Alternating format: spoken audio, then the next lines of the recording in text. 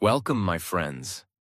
What if I told you the man who created Hyundai, one of the biggest car companies in the world, once worked on muddy fields with no shoes, never went to college, and was so poor he couldn't afford a train ticket. So he ran 120 kilometers on foot just to chase a dream? This is not a motivational speech. This is not fiction. This is real. Today, you will hear the story of a boy who had nothing and built everything. A boy who had no money, no education, no power, but had one thing that changed his life. A decision to never stop trying. But why should you listen to this story? Because this is not just about business.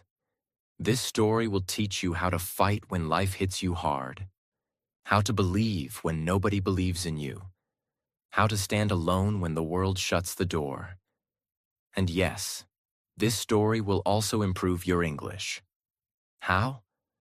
Because you are not just watching English. You are feeling it. You are living inside a story. That's the secret to fluency. Not grammar books, not boring vocabulary lists, but real stories with real emotion, told in easy, clear, and powerful English. So listen closely, because this video might not just teach you English, it might change your life. Now let's begin the story of the man who started it all. Part 1. The boy who had nothing. Let's go back. The year is 1915. We're in a small, poor village in North Korea. Yes, before Korea was divided. A boy named Chung Ju-Yung is born into a family of farmers. They grow rice. They live in a straw roof house. They eat simple food. Sometimes, not enough. He is the eldest son in the family. That means he must help at the field every day. No shoes, no toys, no time to dream. From age 7, he carries water, cuts grass for cows, and helps plant rice. His father is strict and believes in one rule: work hard, don't dream. A farmer's son must become a farmer. But little Chung was different. Even as a child, he wanted more. He would stare at the mountains and think, is this all there is to life? When he was around 14 years old, he had a dream. He wanted to study, go to school, learn math, become a teacher. So one day he secretly left home and walked miles to enroll in a school. But his father found out, and in anger, he dragged him back to the farm. Stop dreaming, his father said. Dreams don't feed hungry mouths. This was the first time life told him, stay small. But something inside Chung refused. A few years later, he tried again. He left home with only a little money and a big dream. This time, he wanted to go to the city, Seoul. But he didn't have enough for a train ticket. So what did he do? He ran. Yes, 120 kilometers on foot. No phone, no food. Just the belief that there's more beyond those rice fields. When he reached Seoul, he found a job at a construction site. He worked with bricks and cement from sunrise to sunset. His hands bled, his back hurt. But every night, he told himself, one day I will not just build houses, I will build something much, much bigger. After months of hard work, he saved enough money to start something small. With a partner, he opened a tiny rice shop. It was his first taste of business. But one day, his partner stole all the money and disappeared. He lost everything. Many people would have gone back to the village, but not Chung. He wiped his tears and said, money can be taken, but not my fire, not my vision. He started over, from zero, again. Over the next few years, he worked any job he could find, carrying bricks, delivering salt, fixing bicycles, cleaning shoes. He watched, he listened, he learned, not from books, but from life. Slowly, He understood how business works, how people think, how to earn respect, not just money. Finally, in the 1940s, Chung opened a small construction business. He built roads and repaired bridges. Even the government started noticing his work. And then, World War II ended. Korea was in pieces, broken, divided. But Chung saw opportunity. Where others saw ruins, he saw future roads. Part 2. Building from Ashes. The birth of Hyundai. We ended Part 1 with Chung Ju-Yung opening a small construction business. But let's not move too fast, because the world he was stepping into, Korea in the 1940s, was not a world full of hope. It was a country that had just been freed from Japanese control after decades of occupation. But freedom didn't feel like freedom. The country was broken, poor, ruined. No proper roads, no clean water, no big companies, no system. Korea was like a body with a heartbeat but no bones. But where others saw nothing, Chung Ju-Yung saw possibility. He believed, if the country is broken, then we must rebuild it. We, the people, must become the builders. Step 1. In 1946, when he was around 31 years old, he officially started his company. He named it Hyundai, which means modern in Korean. Think about that. A man who grew up in the rice fields barefoot without education started a company called Modern. He didn't just want to build roads. He wanted to build the future. At first, Hyundai was just a small construction firm. They built roads, bridges, repair buildings, mostly small jobs. But his mindset was always different. Most people would say, "We're too small to take big projects." But Chung said, "We are small because we never take big projects." He started bidding for bigger jobs. He took risks. He hired people smarter than him. And he watched everything, like a hawk. He didn't sit in an office. He visited construction sites himself. He talked to workers. He checked every stone, every brick. He believed, if you build something, it must be strong enough to carry the future. The Korean War. In 1950, the Korean War began, North versus South, brother against brother. Cities burned, thousands died. For many businesses, it was the end. But for Chung Ju-Yung, it was the beginning of something massive. He didn't run. He didn't shut down Hyundai. He looked at the destruction and thought, the country will need roads again. The country will need buildings again, and I will be the one to build them. He started working with the South Korean government, helping to rebuild key infrastructure. His workers were not just laborers. They were rebuilding their own homeland. This made Hyundai stronger, not just as a company, but as a name. People began to trust the name Hyundai.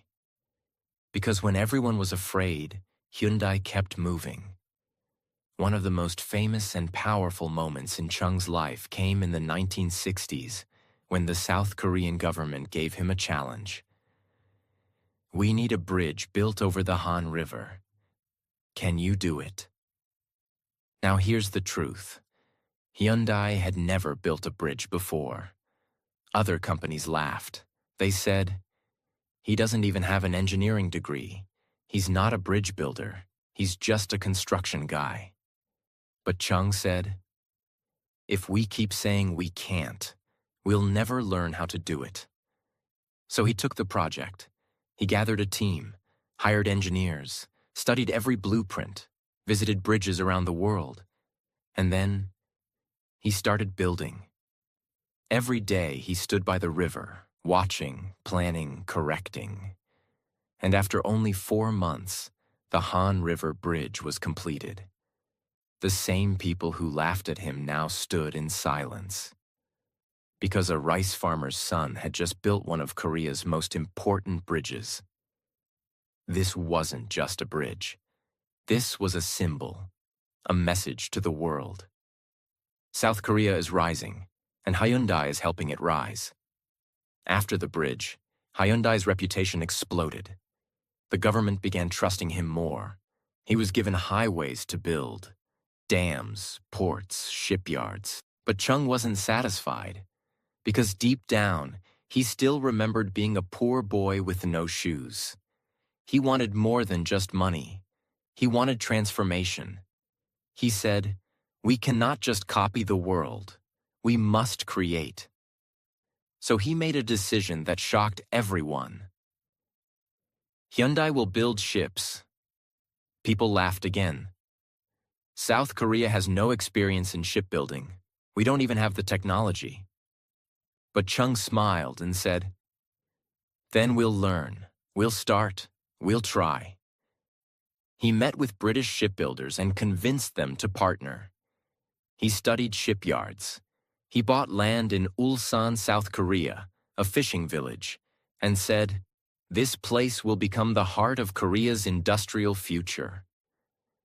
People thought he was mad, but by 1974, Hyundai had launched its first major ship and became one of the top shipbuilders in the world. From mud to metal, from rice fields to global factories. Chung was not building just a company anymore. He was building a dream factory. By the end of the 1970s, Chung had built roads, bridges, buildings, ports, ships. But there was still one thing missing: cars. South Korea imported all its cars from Japan and the West. But Chung asked a dangerous question. Why can't Korea make its own car? No one had an answer, so he did it himself. And that's where the next part of this story begins. Part 3. The man who dared to build a car. Chung Ju-Yung, the boy who once walked 120 kilometers barefoot, had now built Korea's first highways, shipyards, and ports. He was admired, trusted, respected. But he still wasn't satisfied. Because deep down, he remembered something. He remembered how Korea used to import cars from Japan, America, and Europe, and how people believed that Koreans could never build a car. That making cars was only for rich countries with powerful machines and high technology. But Chung, as always, believed in something else. He believed in his people. He said, "We've built roads. Now we must build the wheels that will run on them." His team was shocked. Cars? We don't have the knowledge. We don't have engineers. We don't have the tools. But Chung simply replied, "Then we will learn. We will build the tools. We will train the engineers." That's what Hyundai means, modern. And this is the future. This was not a business decision. This was a national decision. He wanted to build a car for Korea. And that's where the story truly begins. In the early 1970s, Chung knew that building a car required something he didn't yet have: experience. So what did he do? He flew to Britain.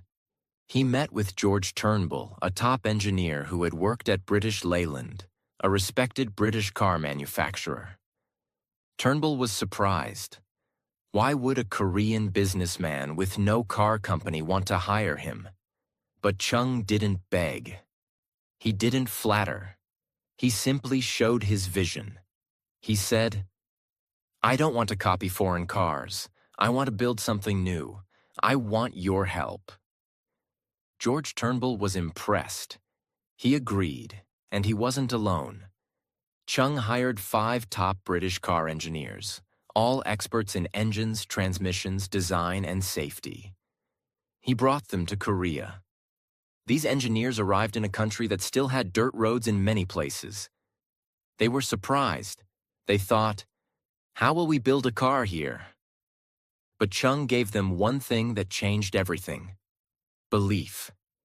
He said, "You've built cars before, but now you are building history." They didn't have a fancy lab. They didn't have high-end machines. They didn't have luxury offices. What they had was one warehouse and a leader who refused to give up.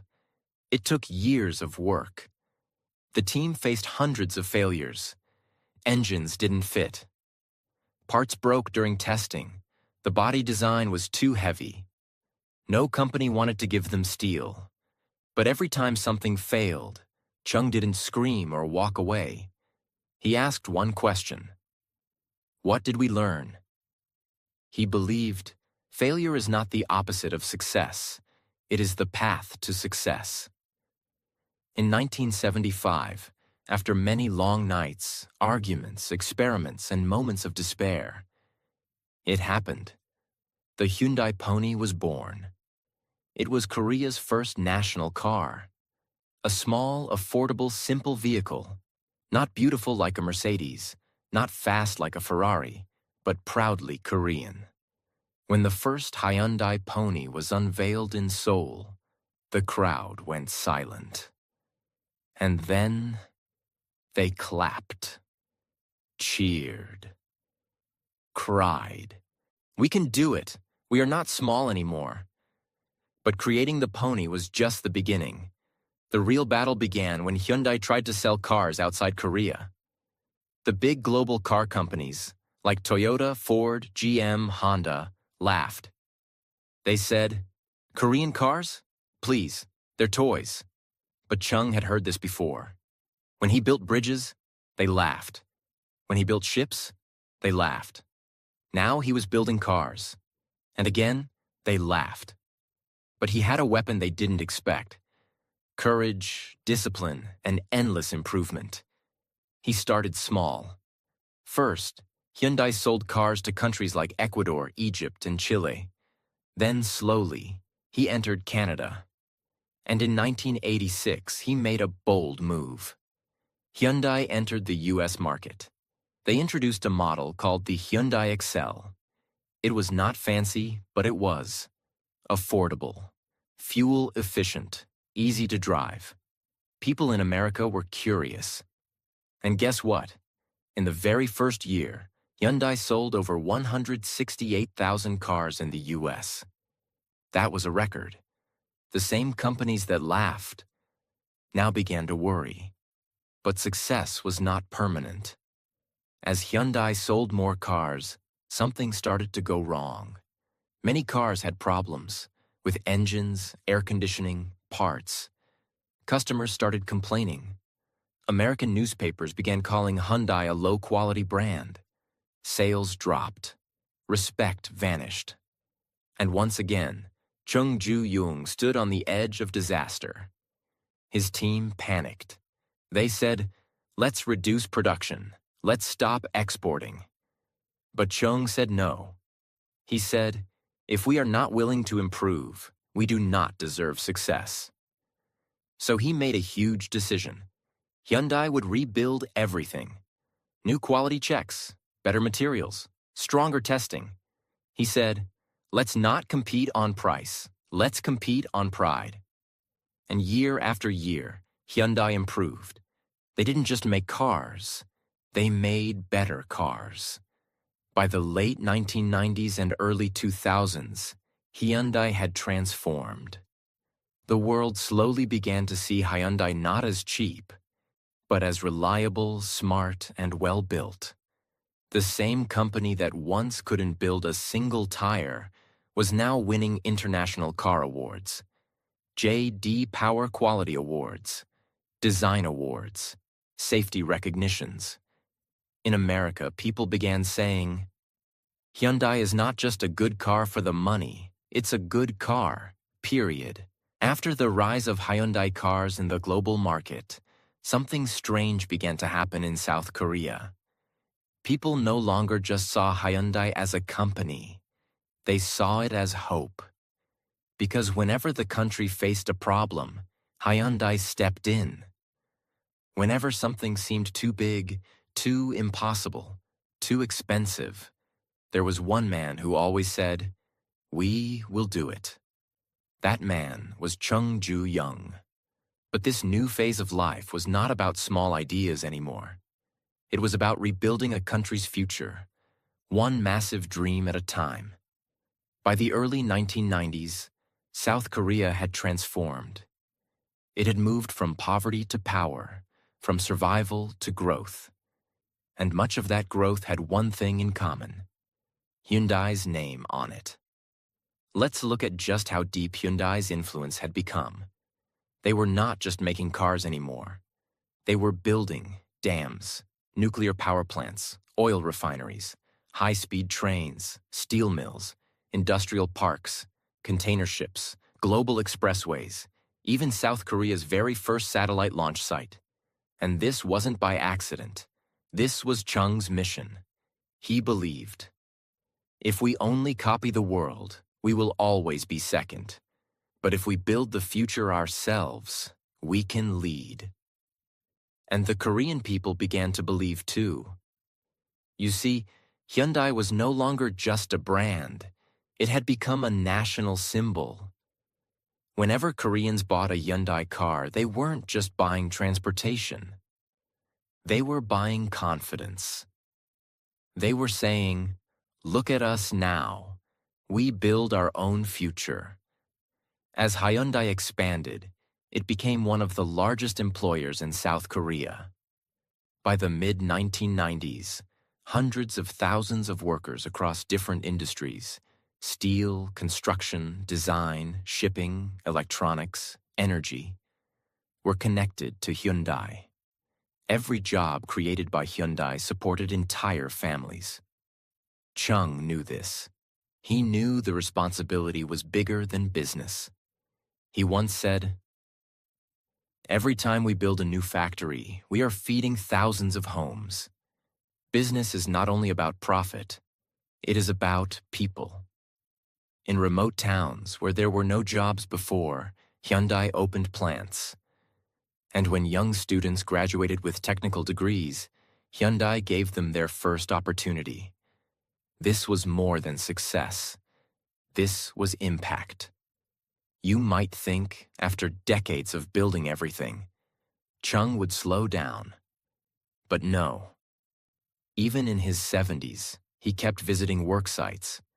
Wearing his signature gray suit and white safety helmet, he walked through hot steel factories, dusty ports, frozen shipyards, talking to workers, asking questions, making notes.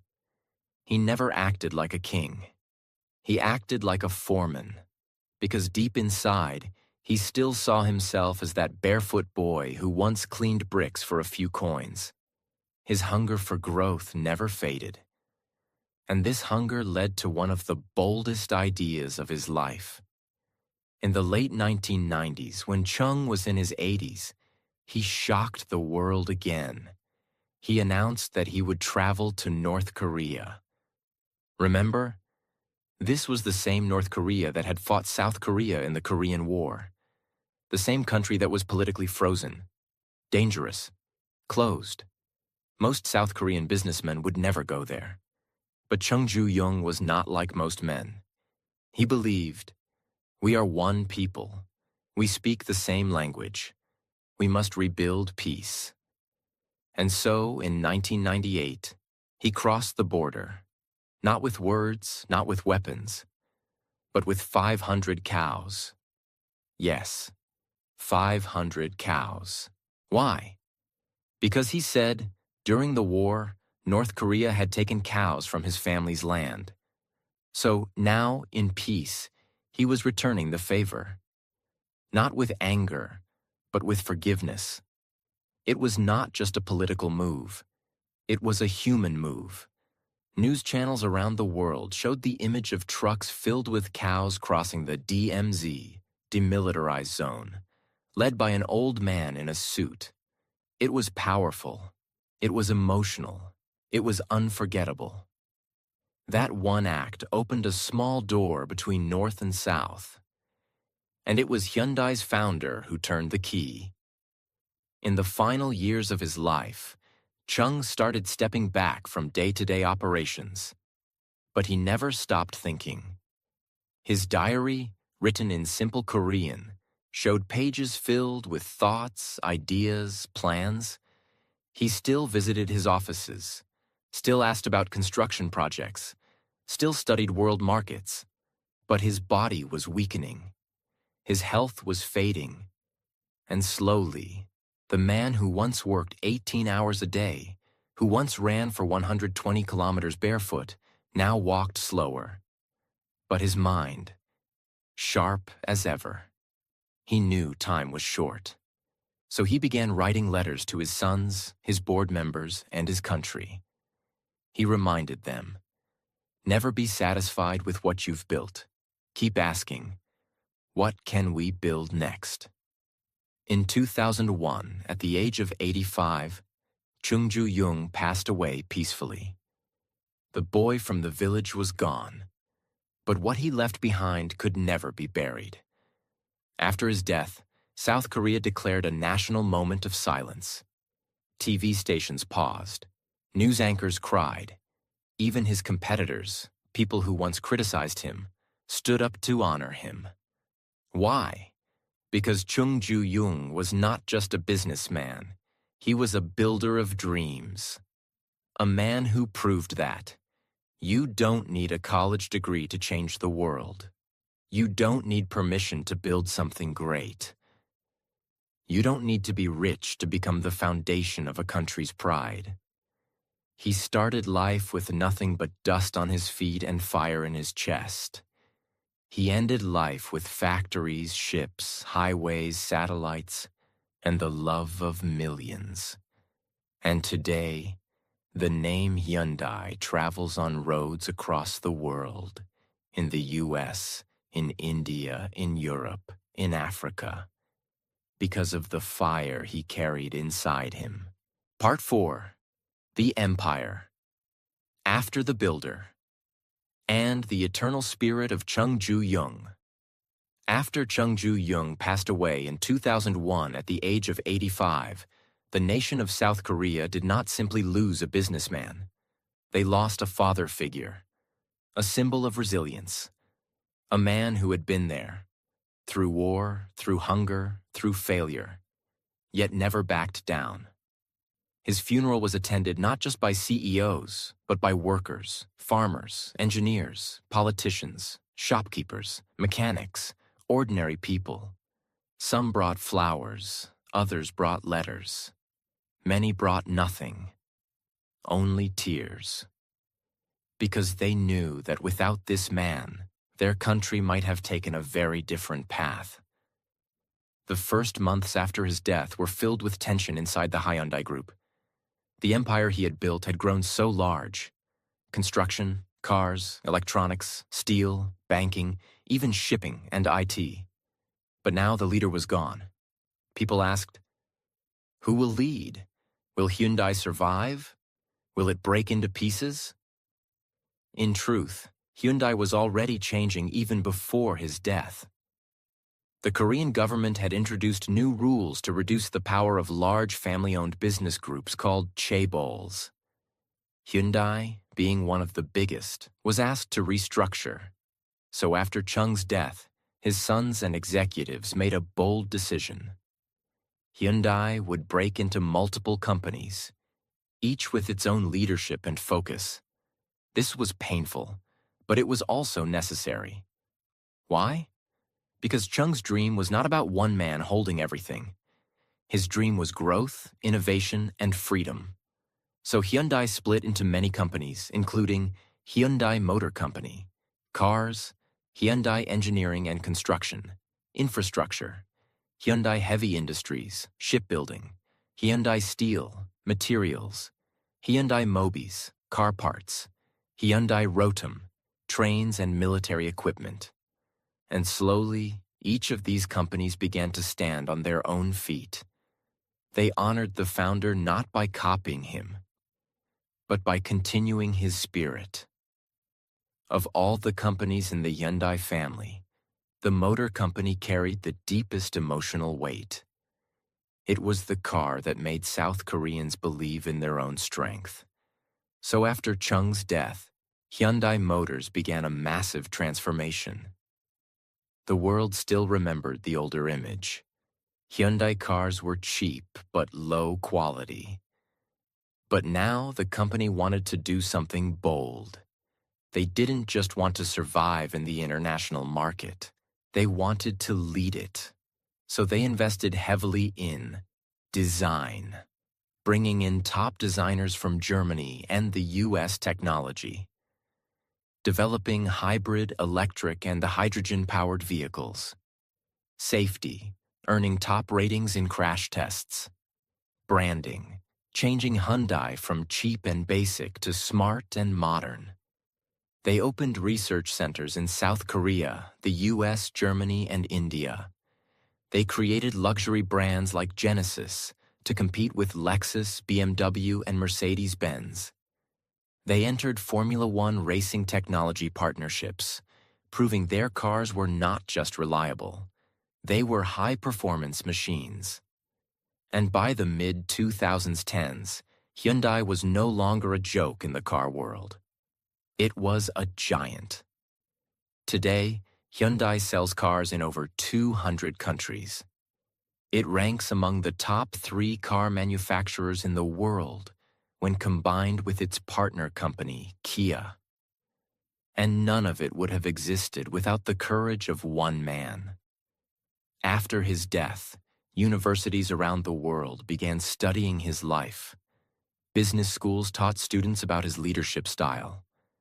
Leadership experts wrote books about how he took responsibility during crisis, led from the front, took impossible risks, believed in his workers, trusted effort more than talent, and most importantly, never forgot where he came from. Let's not forget, this man had no college degree. He had no investor. He had no background in engineering. He built roads without studying civil engineering. He built ships without shipbuilding experience. He built cars without being an auto expert. He even visited North Korea and tried to reunite divided families without being a politician. Why? Because he believed in human potential. And today, his story is told in classrooms not as a story of business, but as a story of vision, grit, sacrifice, and humanity. Here are the final messages people took from his life. 1. You do not need permission to dream. Chung didn't wait for the world to allow him to succeed. He chased trains, knocked on doors, failed again and again, and kept walking. His life says, don't wait. Begin. 2. Failures are not the end. They are training. He lost everything more than once, got betrayed, mocked, rejected, but every failure became a new tool. His lesson: if you are afraid of failure, you are afraid of growth. 3. Help others rise. As you rise, he didn't just make money. He created jobs, gave people a reason to stay in their hometowns, supported education, donated to schools, and helped rebuild communities. His message: real success is not about how high you go. It's about how many people you lift with you. The most powerful tool is not money. It's character. When people trusted Chung, they didn't do it because he was rich. They did it because he was honest. He kept his promises. He paid his workers. He stood in front of his mistakes. Even when Hyundai failed in America, he didn't hide. He said, let us improve. Let us do better. And they did. Today, many people drive Hyundai cars without knowing the story. They press the accelerator, play music, and look out the window, unaware that this simple car is a symbol of one man's unstoppable will. But some of us remember. We remember a boy born in a poor village in North Korea, who was told not to dream, who couldn't afford a train ticket, who ran barefoot across mountains chasing a future no one else could see. We remember how he failed, got back up, and failed again. How he built roads, ships, cars, and dreams. How he didn't just change a country. He changed what people believed was possible. So what is the real legacy of Chung Ju-Yung? It is not just Hyundai. It is not just factories or bridges or awards. His legacy is this truth. Even if you are born with nothing, if you keep moving, if you keep building, one day the world will drive on your roads, sail in your ships, and believe in your story. That is the story of the boy who created Hyundai, and it is a story that must never be forgotten. Let this be more than a video. Let this be a message. If you have a dream, fight for it. If you have a setback, rise again. And if the world tells you you can't, remember this name, Chung Ju-Yung, and reply to the world with his famous words. Have you tried? And now, before we close this story, let's look at what Hyundai has become today. The company that started with nothing, not even enough money for a train ticket, is now one of the biggest companies in the world. Today, Hyundai is worth over $50 billion. Its cars run in more than 200 countries. Its factories give jobs to over 250,000 people around the globe. And Hyundai has built some of the most expensive and advanced ships in the world, including massive container ships, high-tech oil tankers, military-grade vessels, and their luxury car brand Genesis. It now competes with Mercedes-Benz, BMW, and Lexus, and wins international awards. All of this, it started from a boy with no shoes. This is not just the story of a man. This is the story of what is possible. So if life is hard right now, if you feel poor, alone, or small, if people say you're not smart enough, not rich enough, not strong enough, then remember this story. And remember this name, Chung Ju-Yung. Because if he can do it, why not you? And if you want more stories like this, stories that inspire you, stories that teach you English, stories that make you believe in yourself again, then subscribe to our channel now. Because we don't just tell stories. We give you the courage to write your own.